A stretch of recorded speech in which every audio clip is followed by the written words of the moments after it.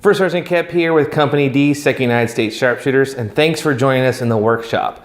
Today we have a quick and easy project to help you up your camp impression. Now when we set up camp, it's a free-for-all. You use whatever modern tools and equipment you have to get your tent set up quickly, your camp laid out right, and then you have to put everything back in your car because it can't come out for the weekend because odds are the tools you pack with you aren't period correct. Well, what if you had a really basic and a super popular tool that you could leave out and that would be completely period correct? And that is a wooden mallet or a maul. I started making these about 1.5 years, 2 years ago. It's just one of those things, just have more things to set up tents with.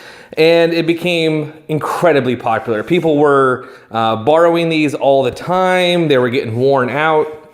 And these, all you need is a log from the firewood pile and some basic tools. Now, these are wood mallets and they are consumable.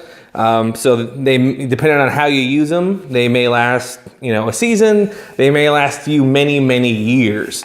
The wood that you choose is completely up to you. Hardwoods are going to be your best bet. The absolute best woods that you could probably get would be an elm or a dogwood because their interlocking grain makes them almost indestructible, and they were widely used for this sort of purpose.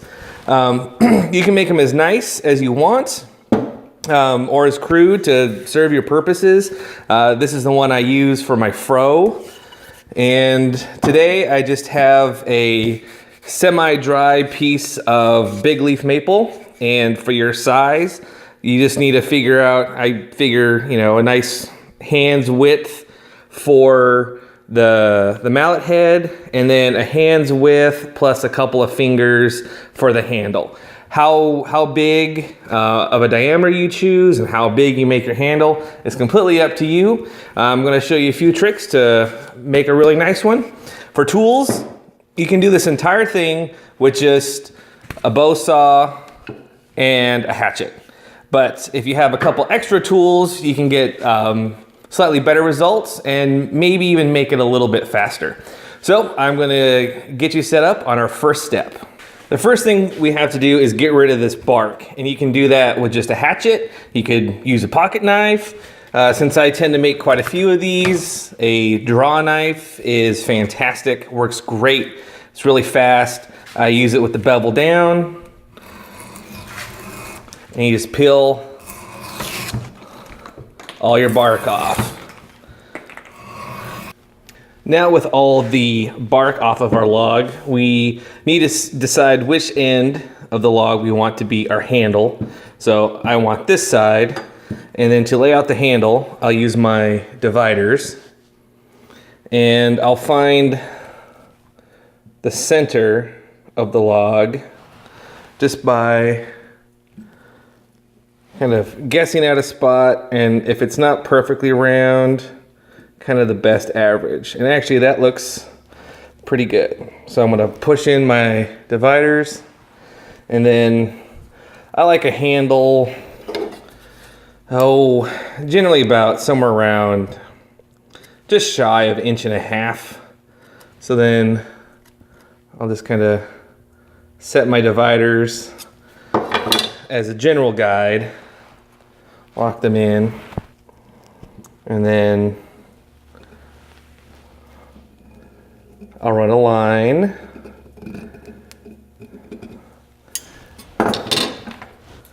and then to help me see it, I'll color it in with a broken pencil. That's why I always got backups. And so that is what I'm going to be bringing the handle down to. Now we got to flip it around and figure out how we're going to lay out an even line for our mallet head. To set an even line around our log of how big we want our mallet head to be, there are tons of ways you can do it. You can measure individually around the cylinder. You can take a piece of paper and wrap around it, and as the edges of the paper line up, then you'll have an even line all the way around. What I do, and this assumes that the ends of your log are cut square-ish, I'll just set a board into my vise and put a Sharpie on it, and then I'll just spin my log onto my Sharpie.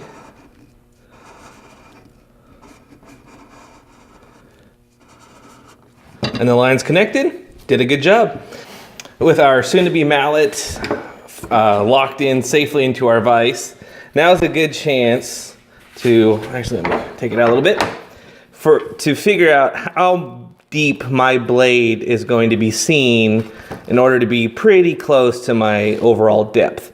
So it looks like on my bow saw, about the time that the blade is all the way in, it's time to spin it. So I'm gonna get this on. Now if you have, say, a regular saw, you can actually take a marker and mark on your saw. At the chopping block, we are going to remove most of the waste from the handle. And to do that, if you have a fro, you're certainly welcome to use it. Not everyone has a fro in their shop, but most people have a hatchet. So I'm just gonna use this cheap little yard sale hatchet and another mallet. And I'm just gonna go on the outside of my marks. Now be careful when you hit this that you don't try to power all the way through and then break through the mallet head, because then you just have firewood.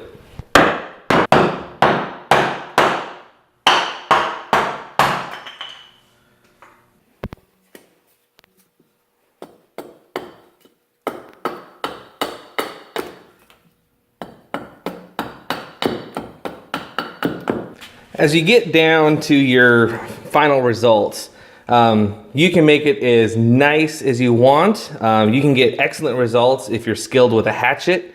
If you're doing it in a shop and you're using tools, I like to finish my handles with a spoke shave. And this is a flat one that I made.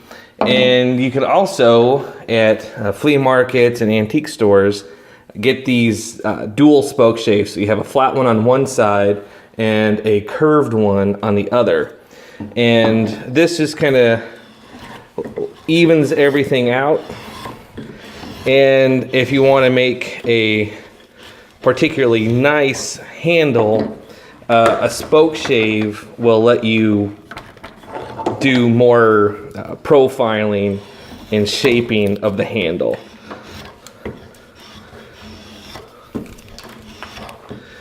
And then you just keep going until you're happy with the results. I'll show you how this round one works.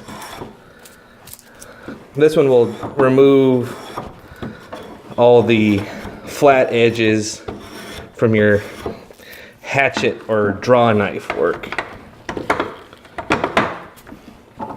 These are really handy to have around the shop for all sorts of different uses. I got the grain changing on me a little bit right here. Then, when you have your round shape just right, what I like to do, you can use a knife if you want. And a little weird doing it for the camera. And chamfer all the edges. You can do that with a knife. It's a lot safer when you're not doing it in a vise for a camera. Or you can use the draw knife, which is also really handy. So I'll stick this back in the vise with the draw knife. And this is going to prevent the mallet from wanting to split prematurely on you, and also help prevent any marring that might occur. And you can make this as pretty or as refined as you wish. And you can also just do this with your hatchet. You just need to make sure that these edges are supported on your chopping block. And there you have it. With a log from the firewood pile and a few simple tools, you have your very own wooden mallet. These things are so handy to have around the camp, and they're one of the very few period correct style items to have out and have at hand, especially on those windy days when the tent flies like to float away on people. These wooden mallets are also fantastic if you use wooden tent pegs on your dog tent or other tents. If you want to learn how to make those, we have a video on how to make them. You should check that out. As far as finish, I usually leave my mallets plain. You can also put a few coats of boiled linseed oil on it if you want.